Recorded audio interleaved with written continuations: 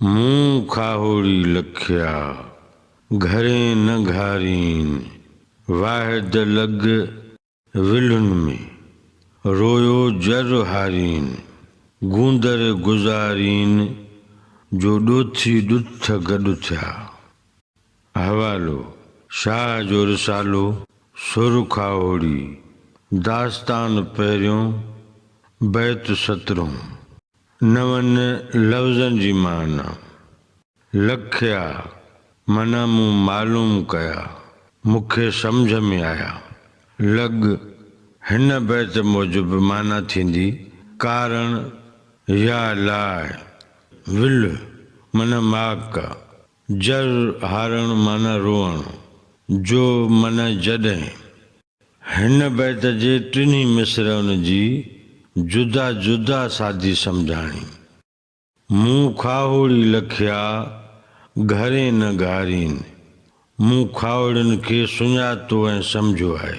उहे अहिड़ा आहिनि जो वांदा घर न वेहंदा आहिनि। वाहिद लग विलुन में रोयो जर हारीन, हिक मतलूब ऐं महबूद जे लाइ रुअंदा था रहनि। गूंदर गुज़ारीन जो ॾोथी ॾुथ गॾु थिया।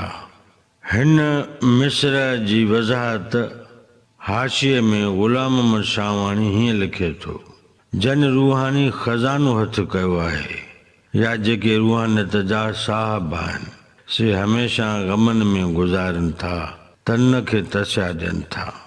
हिन बैत जो मजमूई मतिलब ऐं मफ़हूम हीअं बयानु करे सघिबो। मुंह खाहोड़ी लखिया घरे न घारीन, वाहिद लग विलुन में रोयो जर हारीन, गूंदर गुज़ारीन जो ॾोथी ॾुथ गॾु थिया। लतीफ़ साईं चवे थो त जेके खाहोड़ी मूं लखिया या मूंखे मालूम थिया आहिनि, उहे हिकिड़ा अहिड़ा माण्हू आहिनि जेके मुदामी मसरूफ़ आहिनि। हू कॾहिं बि बिना कम जे बेकमा निकमा कोन थियनि। हू कॾहिं बि वांदा घर में वेही कीन रहनि, पिया पोरियो कनि।